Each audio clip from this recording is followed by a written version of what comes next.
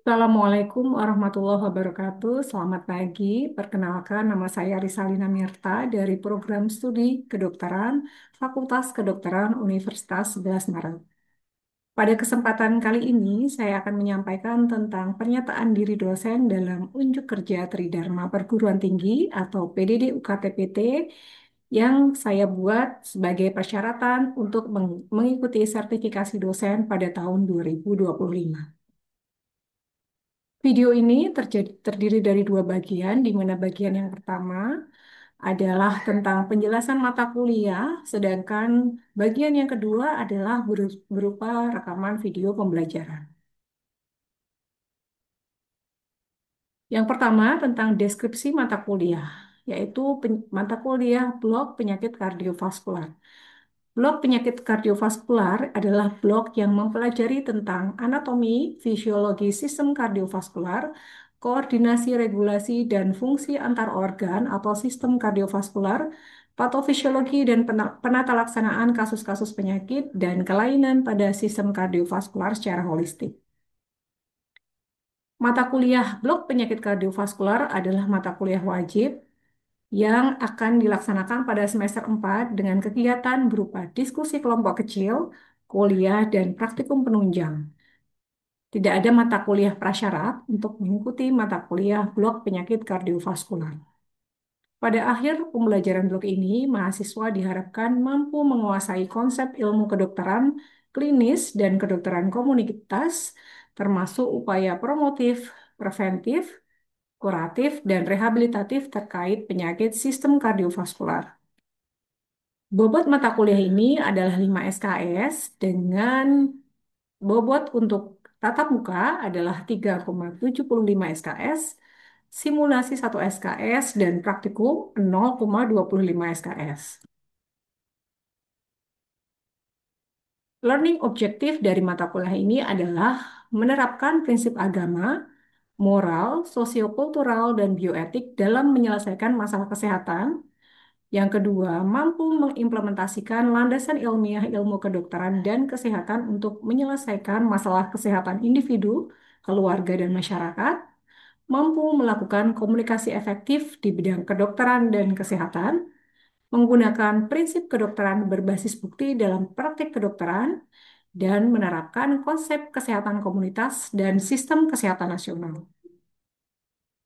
Capaian pembelajaran mata kuliah blok kardiovaskular adalah menjelaskan etiologi, patogenesis, patologi, dan patofisiologi terjadinya kelainan pada sel atau organ pada penyakit-penyakit sistem kardiovaskular. Menjelaskan manajemen dan penata laksanaan penyakit pada sistem kardiovaskular secara komprehensif meliputi dasar-dasar terapi, meliputi medikamentosa, konservatif, diet, operatif, dan rehabilitasi. Kemudian menyusun resume dan sintesis data dari simptom atau gejala, pemeriksaan fisik, prosedur, penunjang klinik, dan data penunjang lain untuk mengambil kesimpulan asesmen dan diagnosis banding pada penyakit sistem kardiovaskular. Mampu mengintegrasikan pengetahuan berbasis bukti untuk menyelesaikan masalah kesehatan komunitas dengan mempertimbangkan prinsip etika kedokteran. Bahan kajian pada kuliah ini adalah patologi klinik, kemudian sistem kardiovaskular, kemudian bahan kajian ilmu kedokteran masyarakat, bahan kajian ilmu kedokteran pencegahan, dan epidemiologi. Basis penilaian pada mata kuliah ini adalah 100% dengan menggunakan case method. Demikian untuk bagian yang pertama, kemudian akan dilanjutkan bagian yang kedua yang berisi rekaman pembelajaran. Oke, nah kita ini ya, hmm, kita pindah ke ini ya, EKG ya. Nah, EKG ini adik-adik mungkin udah pernah ini ya, udah pernah juga di semester 1 ya. Kuliah ini sebetulnya adalah kuliah, semester 1 ya, semester 4 ya, kuliah pengantar untuk pemeriksaan ekokardiografi, elektrokardiografi. Nah, saya yakin adik-adik sudah sering melakukan pemeriksaan elektrokardiografi ini ya, pemeriksaan EKG. Ini adalah hari-hari yang memang adik-adik sudah sering kerjakan ya. Nah, Tetapi memang kita harus mengingat bahwa pemeriksaan EKG atau elektrokardiografi ini mempunyai satu kesepakatan ya. Jadi ada satu kesepakatan yang memang harus kita pahami.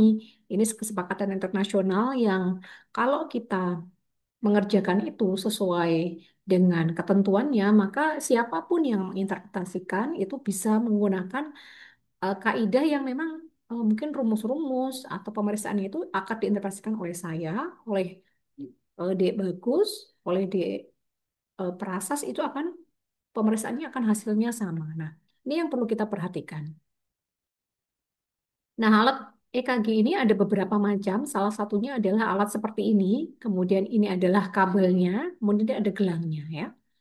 Alat EKG-nya mungkin adik-adik bisa mendapatkan ada bermacam-macam ya. Kemudian kalau gelangnya ini ada warna-warnanya. Kadang-kadang juga nggak ada warnanya ya. Nah, kalau gelang ini kalau kita lihat di sini kebetulan gelangnya adalah gelang yang besar semua ya. Kalau adik-adik lihat di poli atau di tempat pemasangan EKG biasanya ada yang kecil yang kita pakai untuk tangan. Kemudian yang besar biasanya kita pakai untuk bagian ekstremitas bawah. Nah, kemudian di sini ini kebetulan ada warnanya, kadang-kadang nggak ada warnanya. Nah, kemudian kalau kita lihat di sini kabelnya, ini ada tulisannya juga, Dek. Nah, ini ada di situ. Kalau kita lihat ini ada RF, kemudian ada L, kemudian ada R ya, C1, C2 dan seterusnya. Ini yang nggak boleh ketukar ya, jadi tempatnya harus tepat. Kalau tulisan R, ini harus kita pasang di lengan sebelah kanan. Nah, kalau yang gelangnya ini sebetulnya kalau warnanya itu eh, kita merah ini tidak kita pasang di lengan kanan, maka itu sebetulnya nggak apa-apa ya. Yang penting kabelnya itu nggak salah pasang ya. Nah, kita punya pemeriksaan EKG yang tadi ekstremitas itu ada 4 gelang, tapi nanti hasilnya itu akan menjadi eh, 6 ya, 6 sadapan ekstremitas. Kemudian nanti yang prekordial sesuai jumlahnya ya, V1 sampai V6, jumlah yang akan kita dapat dari recordingnya nanti juga sejumlah 6. Nah, kalau kita lihat di sini, kita sebetulnya hanya masang 4 gelang yang ekstremitas. Tapi nanti dalam hasilnya, hasil recordingnya itu kita akan punya 6 sadapan ekstremitas. Nah, yang 3 adalah sadapan bipolar. Nah, sadapan bipolar ini adalah perbedaan sadapan antara eh, dua elektrod ya. Jadi ada dua kutub. Nah, kuncinya atau jembatan keledainya adalah kita singkat, ini Ra, kemudian ini La, ini LL ya. Nah, kuncinya adalah jumlah huruf L. Misalkan ini ya, perbedaan antara right arm dengan left arm. Jadi right arm dengan left arm ini adalah lead satu. Jadi ada jumlah huruf L-nya ada satu. Kemudian antara LA dan LL ada 3 huruf L, itu ada 3 ya, ada 3 huruf L. Kemudian dari RA ke LL ada 2 huruf L, ini adalah lead 2 ya. Nah, kita lihat di sini, jantung itu sebetulnya bentuknya seperti ini ya. Jantung itu kira-kira kan bentuknya tadi seperti ini ya. Nah, arah kelistrikan jantung itu dari basis ke arah apexnya seperti ini. Sehingga lead 2 ini vektornya selalu positif ya. Gelombang P di lead 2 selalu positif. Kenapa alasannya? Karena gelombang P lead 2 ini vektornya searah dengan vektor yang merupakan arah vektor dari kelistrikan jantung ini karena dia sejajar sehingga dia positif ya di lead 2 ini selalu positif. Nah, kemudian kita juga punya augmented lead atau 3 lead augmented yang diawali dengan huruf A, yaitu AVR, AVL, dan AVF. Nah, kalau yang tadi lead bipolar itu perbedaan antara dua sadapan, kalau yang ini adalah dia dari senternya ya, dari senternya. Jadi dari pusat dari segitiga ini. Nah, kalau AVR itu dari pusat jantung sini ke arah eh, lengan kanan. Kemudian kalau AVL dari tengah ke arah kiri. AVF dari pusat ke arah kaki. Nah, lagi-lagi ya kita gambar. Ini ada gambar jantung. Arah kelistrikan jantung itu adalah dari basis ke arah apex ya. Sehingga kalau kita lihat di sini, vektor kelistrikan jantung dengan vektornya AVR itu berkebalikan. Sehingga AVR itu selalu positif. Nah, kemudian kita juga punya sadapan prekordial. Nah, Ini kalau sadapan prekordial ini harus kita patuhi aturannya ya. Nah, ini ada V1, ini dipasang di SIC 4, linea parasternal dextra. Nah, ini kita harus tahu bagaimana cara pemeriksaannya ya. Supaya kalau saya menginterpretasikan, orang lain menginterpretasikan, itu hasilnya akan sama. Nah, bagaimana caranya? Kita harus mencari letak dari SIC 4 itu dengan tepat ya. Yang pertama adalah kita telusuri dulu dari bagian dari bawah leher itu, nanti kita akan menemukan suatu lekukan yang kita sebut sebagai incisura jugularis. Kemudian kita telusuri ke bawah, kita akan menemukan angulus ternalis ludovici di mana kanan dan kirinya itu merupakan kosta 2 ya. Dia adalah perlekatan dari kosta 2. Di bawah kosta 2 adalah SIC 2, di bawah SIC 2 adalah kosta 3, di bawah kosta 3 adalah SIC 3, di bawah kosta 4 adalah SIC 4. Nah, kita pasang V1 di situ, kemudian V2 adalah di SIC 4 linea parasternal sinistra, kemudian setelah itu kita pasang dulu V4 yaitu di SIC 5 linea mid clavikular sinistra. Setelah itu baru kita pasang V3. V3 ini antara V2 dengan V4. Kemudian kita pasang V5. V5 itu di SIC 5, linea axillaris anterior sinistra. Kemudian V6 di SIC 5, linea axillaris media. Nah, di sini kalau kita lihat sebetulnya EKG 12 lead itu adalah melihat seperti ini, Dek. Jadi kita bisa melihat V1 sampai V6 ya. Kita sesuai tempat pemasangannya, V1, V6 itu kita pasang di sini. Kemudian yang lead ekstremitas itu dia pada bidang yang vertikal ya. Sedangkan yang prekordial itu pada bidang yang horizontal. Akan tetapi kalau kita lihat di sini ada tempat atau ada blind spot ya, ada blind spot yang tidak bisa dilihat dari EKG 12 lead itu, yaitu bagian kanan dan juga bagian belakang. Oleh karena itu, inilah mengapa kadang-kadang pada kasus tertentu kita melakukan pemeriksaan sadapan right ventricle dan juga sadapan posterior. Nah, ini checklistnya, checklist untuk pemasangan EKG. Jangan lupa cuci tangan sebelum dan setelah pemeriksaan dan juga kita minta izin serta menjelaskan pemeriksaan itu ke pasien. Gitu ya. Dan ini yang ada yang mau bertanya, ada mau di ini. Nah, kalau V tadi ya, aku si- siapa ya, Dek?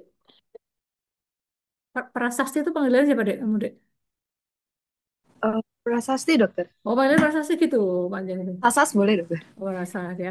Dek, kamu tadi kan ada EKG sadapan kanan sama sadapan tadi Dan posterior. Gimana cara melakukannya? izin dok kalau dari yang posterior itu nanti jadinya V789 sih dokter. Mm-mm. Itu nanti untuk yang 7 dipasangnya dari yang 9 itu dipasangnya di para vertebrae dokter. Para vertebrae sinistra. Kemudian nanti yang 8 itu ada di tip of scapula. Kemudian nanti yang eh, V7 itu dia berada di posterior dari aksila dokter, linea aksilaris dokter. Tertinggi, Oh iya, sejajar dengan V6, V5 dan V6 dokter. V5 dan V6 ya. Nah, itu biasanya ini ya, kita minta itu kalau kita curiga ada STEMI posterior ya, Dek. Nah, STEMI posterior itu kapan kita curiga STEMI posterior? Izin dok, apabila di situ ada, izin tadi ada STEMI posterior ya dok, Mm-mm. berarti Kapan kita curiga uh, STEMI posterior? berarti ketika ada depresi di lid anterior nih dokter. Mohon Wih, koreksi. luar biasa, kamu pintar sekali, Dek. Amin dokter, mohon mohon Wih, bimbingannya. pintar, pintar, pintar ini. Wah, hebat, hebat ya. Kalau yang right ventricle gimana? Right ventricle gimana proses? Yang right ventricle tadi.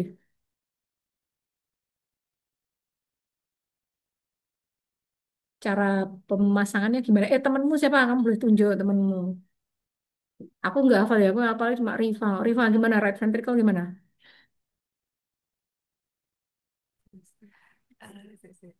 Di sini dokter kalau untuk right ventricle Mm-mm. kebalikannya dari yang kanan dokter. Jadi Mm. ketika C1, C2, C3-nya nanti dipindah ke bagian kanan dokter. Untuk C1-nya berarti di SIC4 parasternal kanan, kemudian C2-nya di antara eh, C1 dan juga C3, nanti untuk C3-nya berarti di SIC5 mid clavicula dextra. Prasas, bener nggak? Bener nggak prasas kayak gitu caranya right ventricle? Eh, izin dokter. Jadi yang saya tahu dok, nanti untuk V1 dan V2 itu tempatnya tetap sama dok, seperti di lead kiri. Kemudian nanti untuk V3-nya itu dipindah di antara V1 dan V4. Kemudian untuk V4-nya itu eh, di di bawah papila mami mid clavicula dokter, seperti lead 4 yang seperti V4 yang berada di lead kiri. Kemudian untuk V5 dan V6-nya berada di sisi kanan segaris dengan V4 dokter, eh, mid axillaris dan juga mid scapularis. Mohon koreksinya dokter.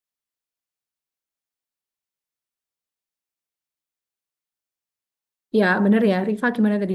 Udah tahu yang salahnya? Oke, sampun dokter. Oh ya, jadi yang V1 V2 itu adik-adik nggak usah ubah ya. Jadi yang V1 V2 tadi nggak usah diubah, nggak apa-apa ya. Mungkin nggak standar ya, kita nggak melakukan itu tiap hari ya. Jadi mungkin adik-adik yang nggak notice ya. Jadi ini V1 V2 ini nggak usah dimirrorkan. Kemudian V4-nya dimirrorkan ke sini ya. Tadi betul, V4-nya mirrorin ke sini. Ini benar. Kalau adik-adik lihat di IGD kadang-kadang salah dia dibalik, tapi ya nggak apa-apa sih. Asal ditandai aja ya.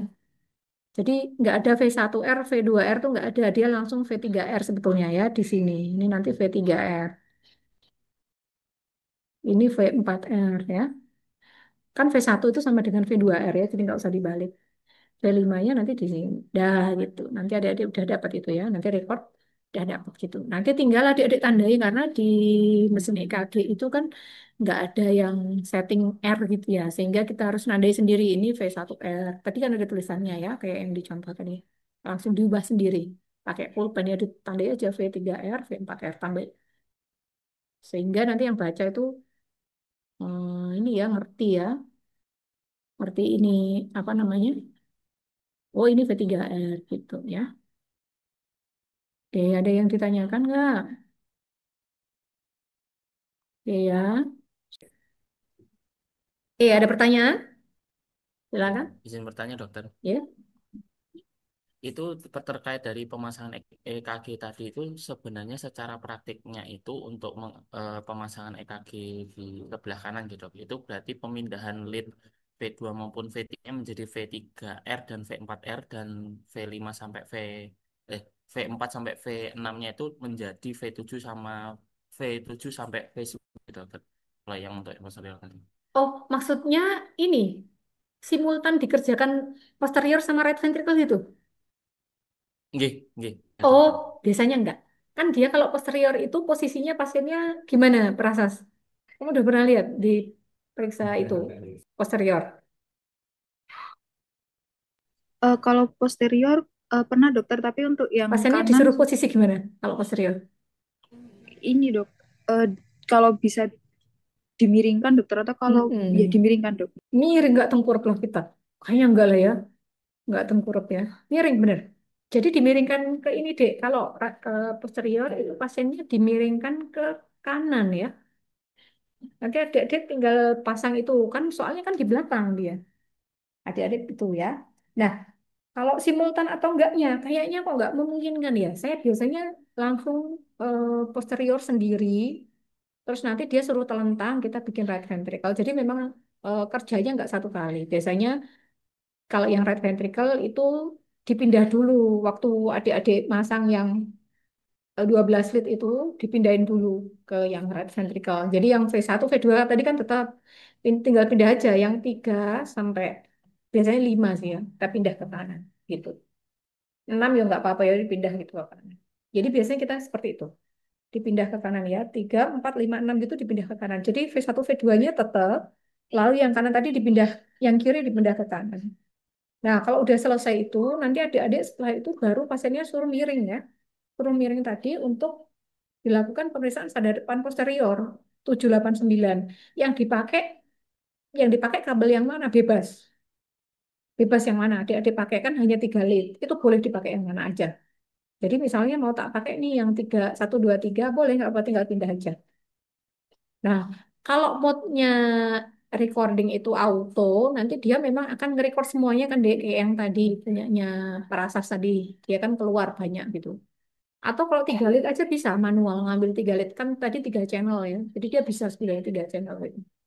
Aku langsung nanti record 3789 keluarnya misalnya yang adik-adik pakai yang kabelnya V1, V2, V3 ya udah nanti ditandai diganti jadi V7, V8, V9 gitu biasanya gitu deh kita.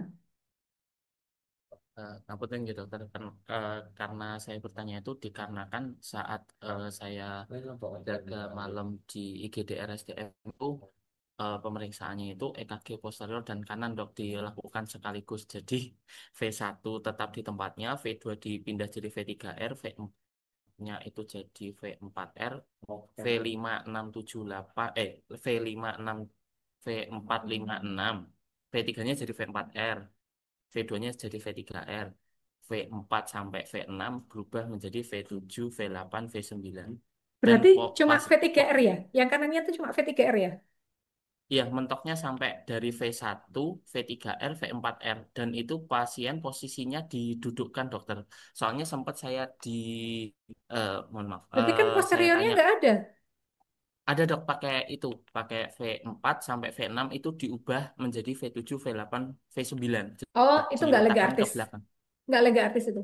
Kenapa kok saya Soalnya bilang nggak lega artis? Karena kan hmm, V3R tadi dipasang antara V4R dengan V2, V1. V1 dengan V4R, ya kan? Kan pasang V4R dulu adik-adik. Baru pasang V3R. Jadi itu nggak lega artis. Itu. Udah pasti nggak lega artis. Ngapunten dokter itu sempat saya tanya ke salah satu residen di Mm-mm. sana Mm-mm. justru kalau pemahaman EKG kanan itu malah nanti buat ngecek dextrokardi dok gitu. Hmm, ya. Jadi kalau dextrokardia itu berarti bukan ACS. ACS apa ini? ACS apa dextrokardi hasilnya? Pasiennya ini dok dari hasil EKG pertama yang 12 Mm-mm. lead normalnya itu ST Mm-mm. depresi lead 23 AV Mm-mm. L. Terus habis itu ada ST depresi reciprocal di V1 sama Mm-mm. V2. Mm-mm. Nah, itu dari residennya itu langsung, Dek, tolong cek EKG posterior sama kanan ya. Lah itu saya Oh lakuin ya gitu. sama itu. Jadi V1 tetap di tempat, V2 sama V3-nya itu berubah jadi V3, V4R. Mm-mm. Sedangkan 456-nya berubah jadi 78 dan pasiennya posisinya didudukkan gitu. Mm-mm. Jadi waktu itu kamu, maaf saya konfirmasi ya, waktu itu kamu melakukan pemeriksaan right ventricle sama posterior itu secara simultan ya, berarti ya. Simultan itu artinya dalam satu waktu itu dipasang di kanan, ada yang dipasang di belakang gitu kan? Iya, benar. Pripun dokter bisa diulang pertanyaannya? Heeh. Jadi waktu itu kamu melakukan pemasangan itu kan pasien duduk, ada lid yang Nggih, dipasang di kanan, ada yang dipasang di belakang, ya kan? nggih. Dalam satu waktu gitu kan? Ya, langsung Oh, sekaligus. enggak itu enggak boleh kayak gitu ya, enggak boleh karena tadi eh, kalau kita dari perdefinisinya tadi yang dijelaskan oleh Prasas tadi udah benar tadi bahwa tadi kalau V3R itu antara V1 sama V4R sehingga adik-adik nggak bisa langsung mindah di mirror kan gitu langsung ke situ nggak bisa karena kan selain itu kan kita cuma dapat V1, V2 sama V3R tapi kita nggak punya V4R ya padahal kita kan sebetulnya butuh tadi kalau adik-adik lihat yang gambar yang tadi yang saya belum share screen.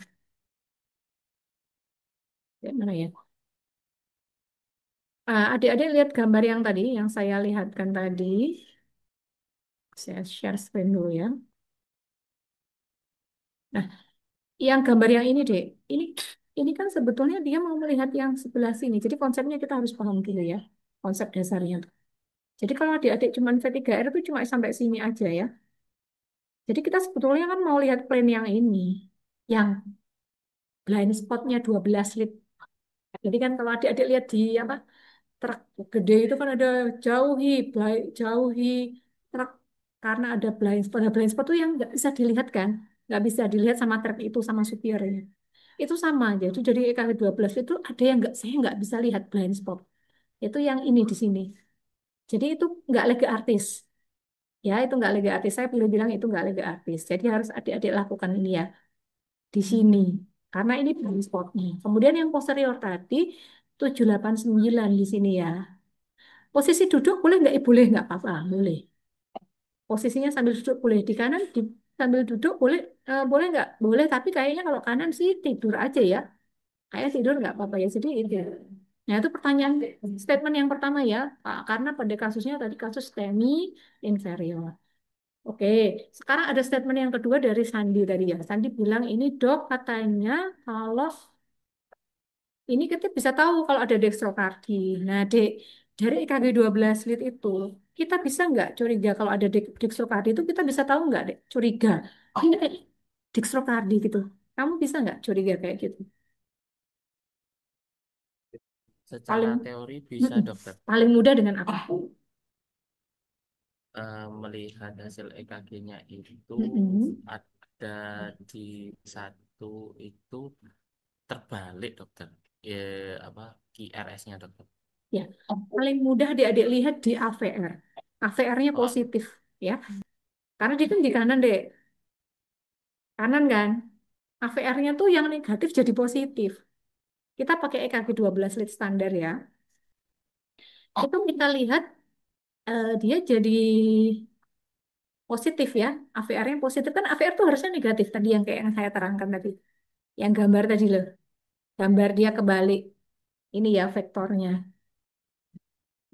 Vektornya kan kebalik ya. Jadi dia vektornya kan ini kan AVR kan ke sana. Dia vektornya jantung ke sini. Tapi kalau desokadi kan enggak ya. Dia desokadi kan gini.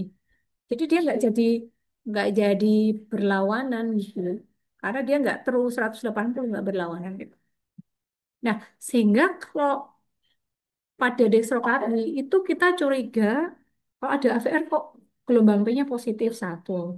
Kemudian dia global negativity pada precordial lead. Jadi kita pakai 12 lead yang standar. Di sebelah kiri semua masanya global negativity. Jadi negatif semua di precordial lead. Nah, itu kita boleh curiga bahwa itu adalah dextrokardi. Cara konfirmasinya gimana? Adik-adik bisa satu.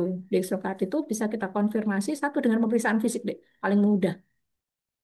Caranya nanti adik-adik taruh stetoskopnya ya. Kalau apex itu biasanya di kiri, ini kok di kiri kok sepi ya, nggak ada duk duk duk duk duk nggak dengar. Ya dikonfirmasi di kanan coba.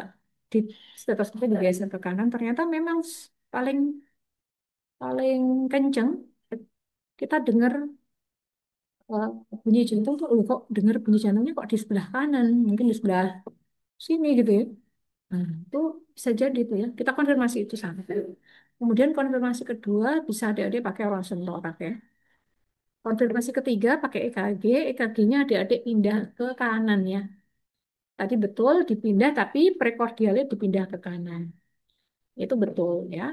Kemudian yang keempat kita pakai tentunya ekokardiografi. Nah, itu paling mudah seperti itu ya. Jadi, kalau tadi ada yang bilang bahwa, oh, kalau saya pakai kanan ditaruh satu itu saya bisa tahu dextrokardis, gitu ya. Enggak, ya ada 12 itu kan sudah tahu ya. Udah curiga ada, tapi dipastikannya dengan dipindah ke kanan gitu. Malah kalau aku paling mudah mendeteksi dextrokardis pakai auskultasi ya, didengerin kok lo kok di sebelah sini gitu. Jadi kan kita tuh auskultasi tuh walaupun ya mungkin gini ya, tapi kita harus notice ya. Ini kok di sebelah kiri nggak dengar apa-apa ya? Oh ternyata di sebelah kanan. Kan sebelah kanan itu eh, jarang, tapi ya beberapa kali lah ya kita ketemu desfokardi itu ya. Gitu. Gitu deh itu nggak lagi artificial ada nggak boleh kerjaan kayak gitu. Oke. Ada pertanyaan lagi? Ya, kalau belum ada kita mungkin sedikit lagi ya, saya akan ya. Mungkin yang dari pemasangan EKG kita ajukan sekian dulu ya. Oke, terima kasih. Saya tak ganti slide dulu ya, sebentar ya.